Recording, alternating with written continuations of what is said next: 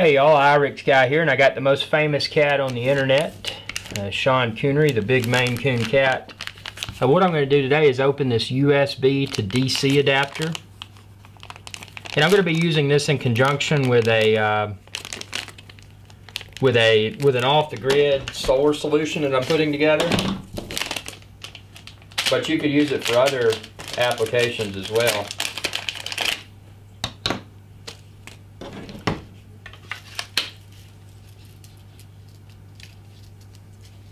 So basically what you have is pretty simple. You got a USB on one end and a female style DC plug on the other. So the particular thing I'll be connecting it to, it'll be USB battery side, and then on the other side it's going to connect to a car type plug, like a cigarette type adapter. So that's how it's all going to work. That's a separate video. This is just the unboxing video for this cable.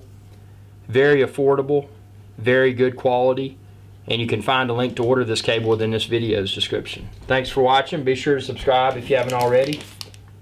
youtube.com/IRIX Guy. Y'all have a perfect day.